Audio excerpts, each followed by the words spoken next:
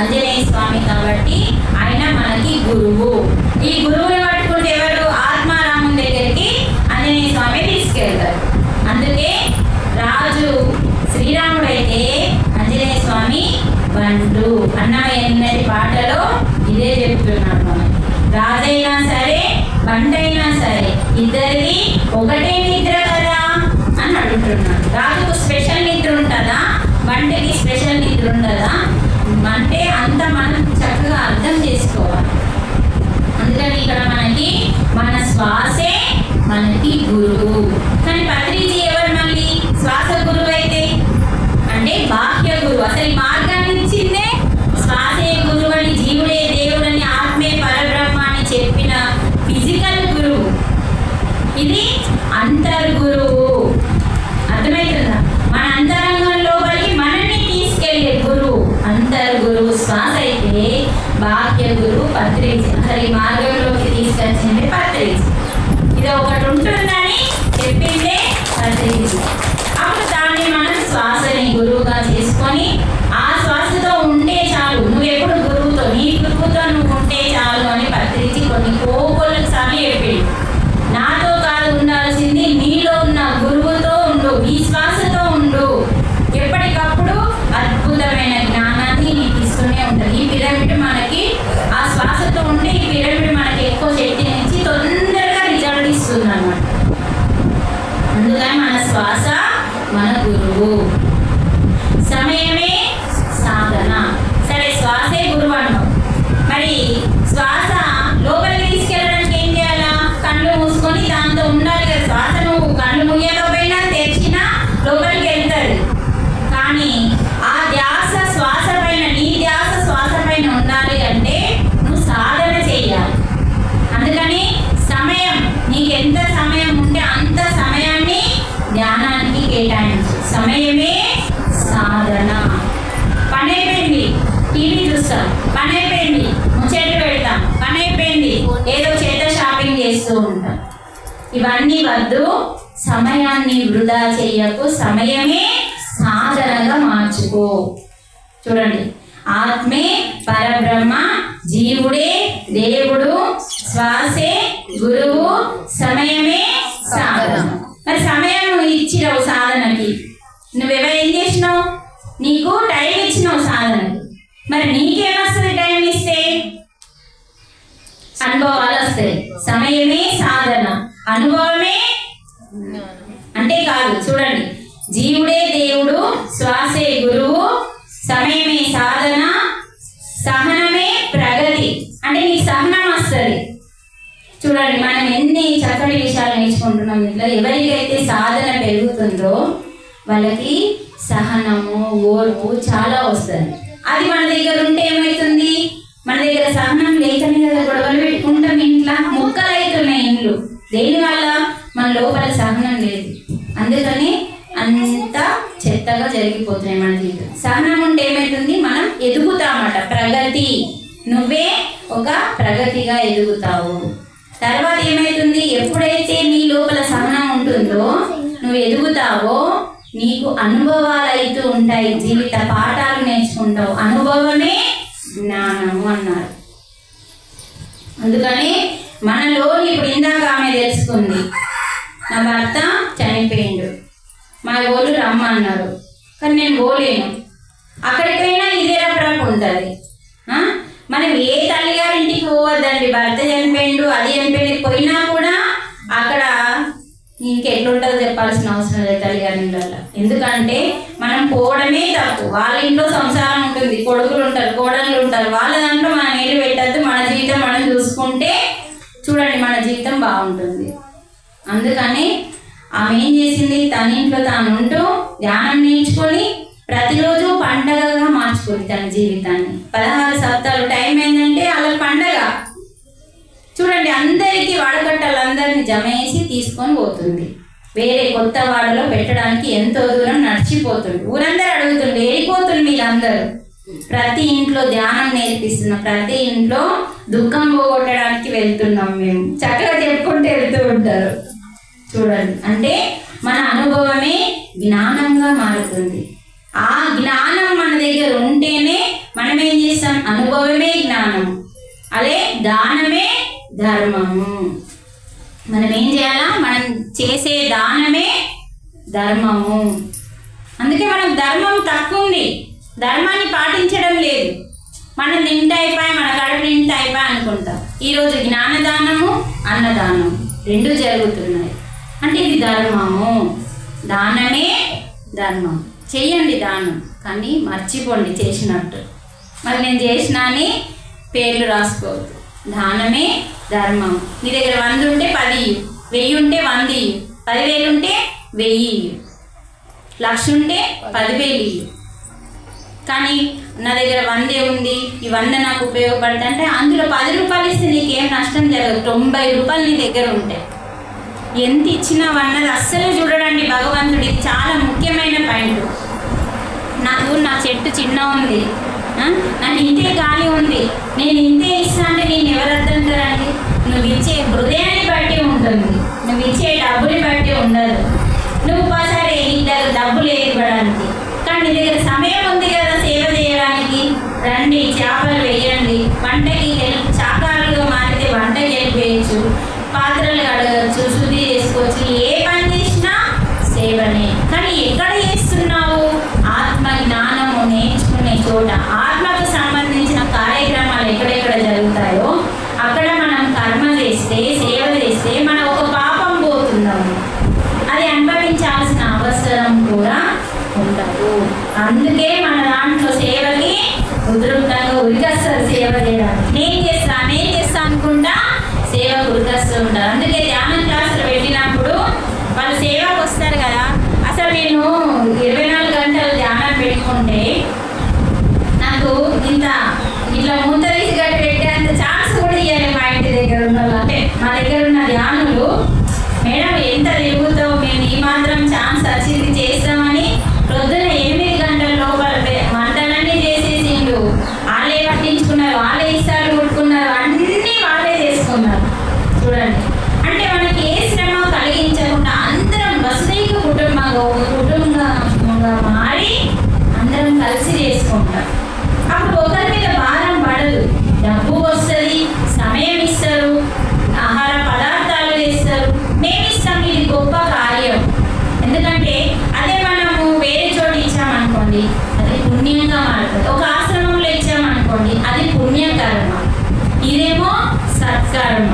అంటే ఒక జీవుడు దేవుడయ్యే జ్ఞానాన్ని ఎక్కడైతే చెప్తారో, ఇక్కడ గుడిలో కూడా జరుగుతుంది, అక్కడ కూడా మనం జీవుడు గురించి చెప్తున్నారు, అక్కడ దేవుడి గురించి చెప్తున్నారు. ఆత్మజ్ఞానం ఎక్కడైతే జరుగుతుందో అక్కడ మనం దానం చేస్తే, సేవ చేస్తే అది సత్కర్మగా మారుతుంది, అది పుణ్యకర్మగా మారదు. మళ్ళీ నేను ఇచ్చాను అంటే పుణ్యంగా మారిపోతుంది. నేనేమి ఇవ్వలేదు, అంత భగవంతుడు ఇచ్చిండు, భగవంతుడికి ఇచ్చేసినాను, ఏమి ఆశించకుండా ఈ సదా అవకాశం నేను ఉపయోగించుకుంటాననే భావంతో నేను ఇస్తే అది సత్కర్మ. అంటే ఆశించకుండా ఇస్తే సత్కర్మగా మారుతుంది. ఏదైనా సరే నేను ఇచ్చాను అన్నది అంటే నువ్వు ఒకవేళ నేను ఇచ్చానని తెలిస్తే నా వల్ల ఒక 10 మంది ఇస్తారు అనుకుంటే చెప్పచ్చు, అది తప్పుగా. కానీ నేను ఇచ్చాను కదా, భగవంతుడు ఇచ్చిండు, నేను మరి ఇక్కడ ఇచ్చినా మరి మీకు ఏమైనా అవకాశం ఉంటే మీరు ఇవ్వచ్చు అని చెప్పచ్చు. అట్లా అది మనం చెప్పే భావాన్ని బట్టి ఉంటుంది.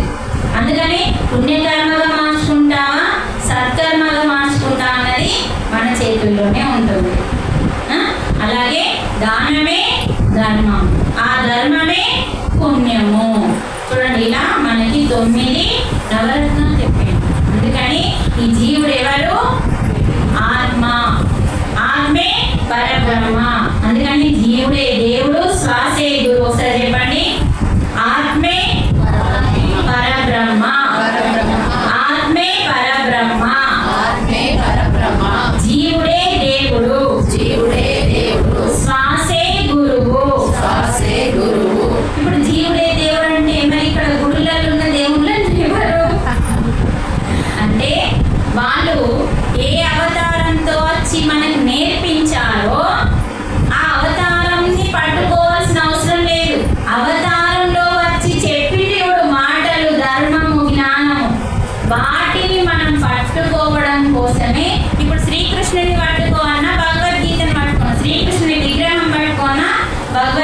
పట్టుకోవాలో చెప్పండి. భగవద్గీత పట్టుకోవాలి. భగవద్గీతలో ఏముంది? భగవంతుడు చెప్పిన జ్ఞానం ఉంది. మరి శ్రీకృష్ణుని విగ్రహం ఎంత పెద్దదన్న మనం పెట్టుకోవచ్చండి. శ్రీకృష్ణుని ఆదర్శంగా తీసుకోవాలి, స్ఫూర్తిగా. అంటే ఈ రూపంలో భగవంతుడు భూమి మీదకి వచ్చాడు కాబట్టి శ్రీకృష్ణుని విగ్రహం పెట్టుకొని వారిని మనం గాంధీ ఫోటో పెట్టుకొని పూజ చేస్తున్నాం. ఆదర్శంగా తీసుకుంటున్నామా? ఆదర్శంగా తీసుకుంటాం. దేనికి? ఆయన భారతదేశానికి స్వాతంత్రం తెచ్చిన మహానుభావుడు, కష్టం అనకుండా తెచ్చిండు కాబట్టి మన పిల్లలకి కూడా అందరికీ తాత ఆయన గురించి చెప్తాం. అంటే ఆదర్శంగా తీసుకోవాలి. మనం కూడా ఆయనలాగా కొన్ని మంచి పనులు చెయ్యడం కోసం ఆయన ఫోటో. అలాగే కృష్ణుడి ఫోటో ఎందుకు? కృష్ణుడి విగ్రహం దేనికంటే ఒక ఆలయం కట్టి ఎందుకు అంటే ఆలయం మీరు వెళ్తే అక్కడ ఒక శక్తి ఉంటుంది. పిరమిడ్ షేప్లో ఆలయం ఉంటుంది కాబట్టి ఒక శక్తి క్రియేట్ అవుతుంది. నీ మంచి ఆలోచన, ఒక దేవాలయానికి వెళ్తున్న ఒక ఆలోచన ఒక పాజిటివ్ శక్తిని ఆ గుడిలో క్రియేట్ చేస్తుంది. ఆ కృష్ణుని బొమ్మని చూసి ఈ కృష్ణుడు చేసిన మంచి కార్యక్రమాలని ఆదర్శంగా తీసుకొని నేను కూడా ఇలా చేస్తానని చెప్పి ఆ గుడిలో 10 నిమిషాలు ధ్యానం చేసి రావడం కోసం దేవాలయాలు నిర్మించి నువ్వు ఆయన చెప్పింది చేస్తే ఈ జీవుడు దేవుడు అవుతాడు. అర్థమైందా? వాళ్ళు చెప్పింది చేస్తే ఈ జీవుడు దేవుడు అవుతాడు. దానికోసం దేవాలయాలు. కానీ దేవుడు వేరు, నేను వేరు. దేవుడికి భయపడుతున్నామా? భక్తున్నారా?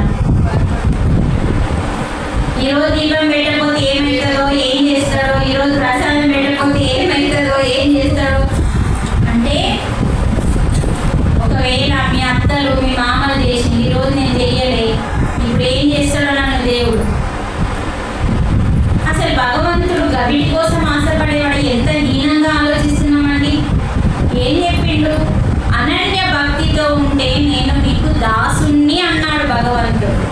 ఈ విషయం గుర్తురాదు అప్పుడు. అనన్య భక్తి అంటే ఏంటిది? నీ కొరకు ఏమీ కోరుకోకుండా లోకం కోసం ఎవరైతే కోరుకుంటారో దానినే అనన్య భక్తి అంటారు. భక్తిలో కోరికలు కాదు ఉండాల్సింది, ప్రేమ, నిస్వార్థం. అలాంటిది ఉంటే నేను నీకు దాసుని అన్నాడు. మరి భక్త ప్రహ్లాదుడికి దాసుడైండు కదా భగవంతుడు. ఎందుకైండు? ఆయన కోళ్ళు తెచ్చిందా? భక్త ప్రహ్లాద కోళ్ళు, మేకలు, ప్రసాదాలు, పూలమాలలు ఇప్పించిండు ఆయన? ఏమీ ఇయ్యలే ఆయన. నిరంతరం నువ్వు నేను ఒక్కటే, నన్ను ఎలుగుతో దొక్కించుకుంటే దొక్కించుకో అన్నాడు.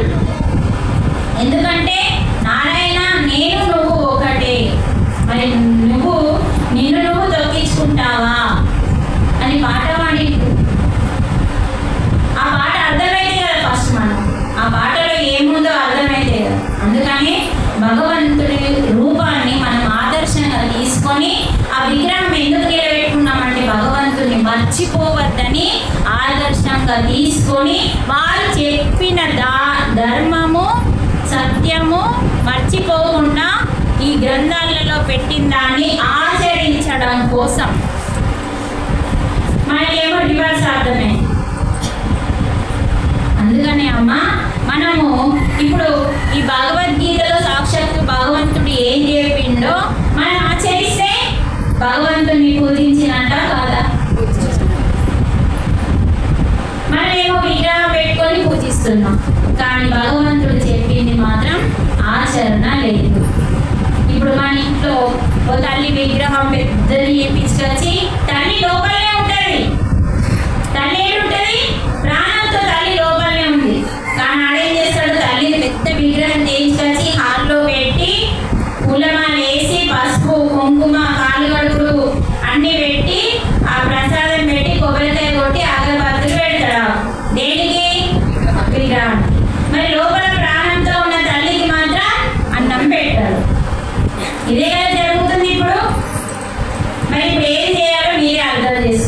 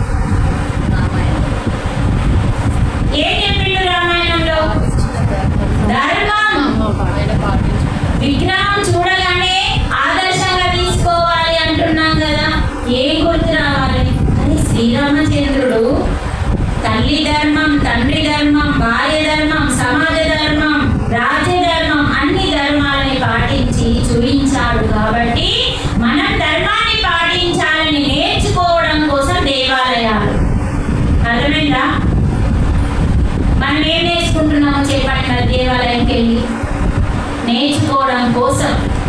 సరే, శ్రీరాముడు కనబడ్డాడు, ఒక కొబ్బరికాయ కొట్టడం, తగరబత్తి, అరటి పండు ప్రసాదం ఇచ్చినాం. మళ్ళీ లాస్ట్కి వచ్చేటప్పుడు ఒక కోరిక కూడా ఆయన ముఖం మీద వాడేసి వచ్చినాం. ఇది భక్తి కాదు. అందుకే గీతలో చెప్తున్నాడు, అనన్య భక్తి అంటున్నాడు. నువ్వు కోరుకోవాల్సిన అవసరం లేదు. నువ్వు ఒకరి కోసం అడిగితే నీకు వస్తుంది. నువ్వు లోకం కోసం అడుగు. ఈరోజు నాకు జ్ఞానం కావాలి అని నేను తిరుగుతున్నా. నేను భగవంతుని అడగట్లేదు. అందరిలో ఉన్న భగవంతుణ్ణి బయటకు తీయడానికి గ్రామాలన్నీ తిరుగుతూ నాకు జ్ఞానం కావాలంటే నాలో ఉన్న జ్ఞానాన్ని ఎదుటివారికి పంచితే నాకు పెంచబడుతుంది అని చెప్పి గీతలో భగవంతుడు చెప్పిండు. భగవంతుడు చెప్పింది చేస్తున్నా నేను. మరి ఈరోజు నేను ఇంత అనర్గళంగా చెప్పగలుగుతున్నానంటే తిరగడం వల్ల, వెళ్ళి చెప్పడం వల్ల. నా ఇంటి కాడ నేనే కూర్చుంటా, నా ఇంటికి వచ్చిన వాళ్ళకే నేను చెప్తా అంటే నేను ఏడ కూర్చున్నానో ఆడనే ఉంటా, ఎదగను. అందుకని మీరున్న చోటికి నేను రావాలి. మనమున్న చోటికి కదా భగవంతుడు వచ్చిండు. వైకుంఠం నుంచి కదిలి వచ్చిండు. శ్రీరాముడిగా, శ్రీకృష్ణుడిగా, వెంకటేశ్వరుడిగా, నరసింహస్వామిగా, బుద్ధుడిగా, వామనగా ఎంత అవతారాలు ఎత్తిండు. మనమున్న దగ్గరికి వస్తున్నాడు ఆయన. ఎందుకు? నా బిడ్డలందరూ అధర్మ పాలవుతున్నారు, అజ్ఞానంలో ఉన్నారు, అసత్యంలో ఉన్నారు, చీకట్లో ఉన్నారు నా బిడ్డలందరని మన దగ్గరికి వచ్చిండు. ఇప్పుడు ఒకవేళ మీ పిల్లలకి ఏమన్నా అయిందనుకో, మీ పిల్లలు హైదరాబాద్లో ఉన్నారు, ఏమన్నా అయిందనుకో, పోతారా పోరా? చెప్పండి. మరి చెప్పడానికి ఏమున్నది? మరి ఈ ప్రశ్నకు సమాధానం చెప్తే మన మేడం ఏమంటారు? కనీసం సత్య పలుకులన్నా పలకాలి కదా. వాళ్ళకి ఏమన్నా అయిందని ఫోన్ వచ్చింది అనుకో, చూడడానికి వెళ్తారా లేదా? చూసి మంచి మాటలు చెప్పేస్తామా లేదు? అలాగే భగవంతుడు మనం మంచిగా లేమని మన దగ్గరికి వచ్చి మంచి మాటలు చెప్పిపోయాడు. అదే ధర్మము, అదే సత్యం. సత్యం అంటే నాశనం కానిది. నువ్వు నాశనం అయ్యేటోడి కాదురా బిడ్డ. నీలో ఉన్న ఆత్మ దగదగా మెరిసిపోతుంది. ఎప్పుడు ఆత్మకి నాశనం లేదు. నువ్వు ఆత్మగా జీవించు, ఆత్మస్థితికి రా అంటున్నాడు. కానీ మనం శరీర స్థితిలో, మనసు స్థితిలో ఉన్నాము. అది వచ్చి చెప్తున్నారు మనకి ఇక్కడ. అందుకే ఆత్మ జ్ఞానము, బ్రహ్మ జ్ఞానము భగవంతుడు ఈ గ్రంథంలో పెట్టిండు. అందుకని భగవంతుడు ఏం చెప్తున్నాడంటే, అధర్మంలో నా బిడ్డ తోవ తప్పిపోతున్నాడని భగవంతుడే మన దగ్గరికి వస్తున్నాడు. కదా అసలు మనకి ఎంత హీనంగా బతుకుతున్నామో మనకు అర్థమైతలేదండి. కన్సెకం భగవంతుడు ఏం చెప్పిండో తెలుసుకోవడానికి కూడా మనం ప్రయత్నం చేయట్లేదు. ప్రయత్నం చేసే ఫలితం దక్కుతుందా, దక్కదా? వెతకాలి. ఏం చెప్పిండు, ఎక్కడున్నదో వెతకాలి. పోనీ వెతికి చెప్పే వాళ్ళు వస్తే మనం వినడానికి సమయం లేదు. మన పనులు ఉంటాయి. ఇలా ఓలా పనులు లేవు, మీకే పనులు ఉంటాయి. ఎంత పనున్నా పక్క పాడేసి రండి అన్న పని సచ్చిదాకా ఉంటుంది. కానీ నేను ఎప్పుడు మీతో ఉండాలి, చెప్పే వాళ్ళు ఎప్పుడు మీతో ఉండాలండి. ఎందుకంటే వాళ్ళు అన్ని ప్లేసులకి తిరగాలి కాబట్టి. మరి భగవంతుడు మీరు అర్హతని పొందింది కాబట్టి ఈరోజు నా రూపంలో భగవంతుడు చెప్పించుకుంటున్నాడు ఇక్కడ.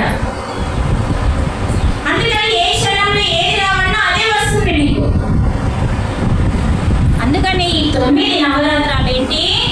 నేను ఆత్మే పరబ్రహ్మని, జీవుడే దేవుడు, శ్వాసే గురువు, సమయమే సాధన, సహనమే ప్రగతి, అనుభవమే జ్ఞానము, దానమే ధర్మము, ధర్మమే పుణ్యము. ఈ విషయాలు మనం మర్చిపోవద్దని చెప్పి పత్రిజీ మనకు ఈ 9 సూత్రాలను ఇచ్చిండు మనకు చక్కగా అమ్మ. అందుకని మనం గట్టిగా పట్టుకోవాలి. ఒక మనిషి దుఃఖంలో ఉండి ధ్యానం తెలుసుకొని ధ్యానంలోకి వచ్చి శాకాహారిగా మారిపోతే దుఃఖమే పోతున్నది కదా. దుఃఖం కంటే ముందు రోగం పోతుంది. అనారోగ్యం పోయిందనుకో ఇంకా దుఃఖం ఎక్కడిది? అసలు ఈరోజు మనం పొడికారంతో అన్నం తినచ్చు, ఒక కారం ఎక్కువ తినచ్చు ఆరోగ్యంగా ఉంటే. అసలు అదే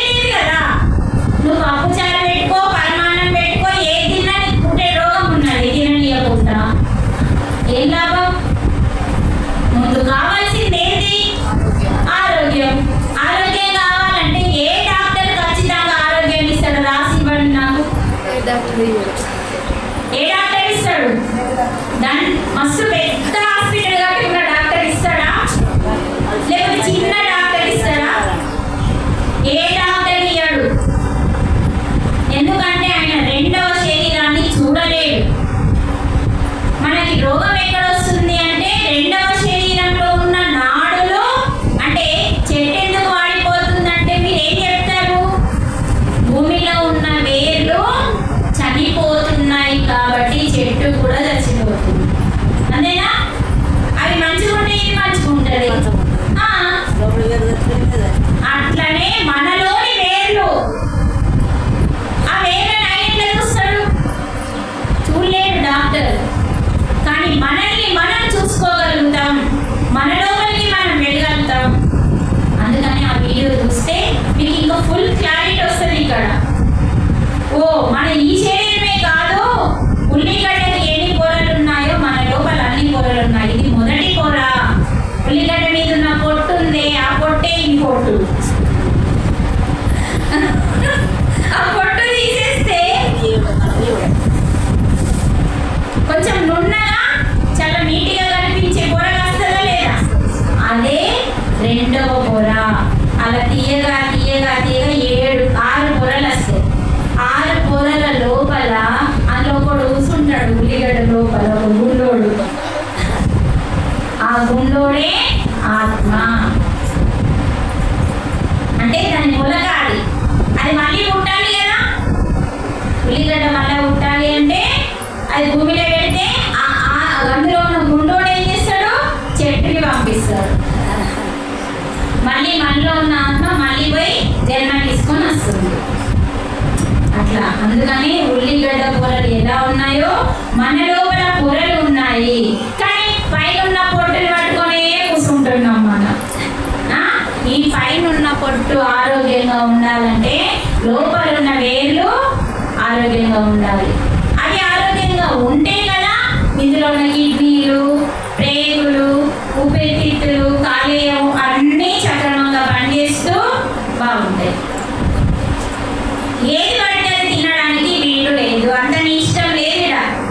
నీ ఇష్టం అంటే జల్దీ పోతావు, జల్దీ రోగాలతో అవస్థలు పడుతూ అనుభవిస్తూ పోతావు. కానీ మనకి కొన్ని నియమాలు ఉన్నాయి. ఏది తినాలి? యుక్తాహార విహారస్య యుక్త చేష్టస్య కర్మసు యుక్త స్వప్నావబోధస్య యోగో భవతి దుఃఖః. చూడండి, ఇక్కడ ఏది పడితే తినద్దు, ఎంత పడితే అంత తినద్దు. ఏం చెప్తున్నాడు ఈ శ్లోకంలో మనకి? యుక్తాహార విహారస్య. చెప్పండి కళ్ళు మూసుకొని. యుక్తాహార విహారస్య యుక్తాహార యు అంటున్నా, యు ఊ కాదు, యు. యుక్తాహార విహారస్య యుక్తాహార విహారస్య యుక్త చేష్టస్య కర్మసు యుక్త చేష్టస్య కర్మసు యుక్త స్వప్నావబోధస్య యుక్త స్వప్నావబోధస్య యోగో భవతి దుఃఖః. యోగో భవతి దుఃఖః. మళ్ళొకసారి. యుక్తాహార యుక్తాహార విహారస్య విహారస్య యుక్త చేష్టస్య కర్మసు యుక్త చేష్టస్య కర్మసు యుక్త స్వప్నావబోధస్య యుక్త స్వప్నావబోధస్య యోగో భవతి దుఃఖః. యోగో భవతి దుఃఖః. ఓ మానవ, ఏం చెప్తున్నాడు? కళ్ళు తెరవండి, నిద్రపోయారంటే చెప్పి పోయినా పోతారు. గాలి వస్తుంది. ఆల్రెడీ తినేస్తాం కదా ఇంటికి వెళ్ళి. లైట్గా తింటాం. అందుకే లైట్గా తినమన్నాడు ఈ శ్లోకంలో. అదే శ్లోకం వచ్చింది. అంటే మానవుడికి ఏముందట? భగవంతుడే చెప్తున్నాడు. చూడండి, నీకేముంది? దుఃఖం ఉంది. యోగో భవతి దుఃఖః. నీకు దుఃఖం పోవాలంటే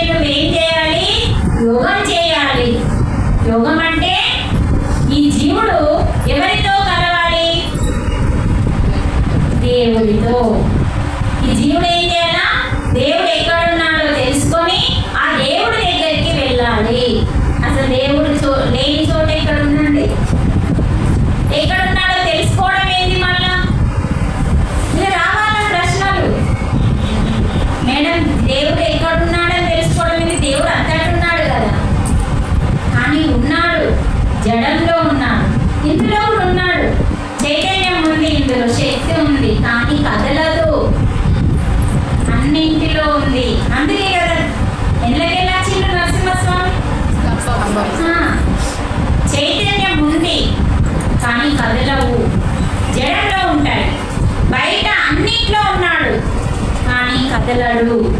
కానీ లోపలున్న మన లోపలున్న పరమాత్మ ప్రాణంతో ఉన్నాడు, కదులుతున్నాడు, జడంలో కాదు కదులుతున్నాడు.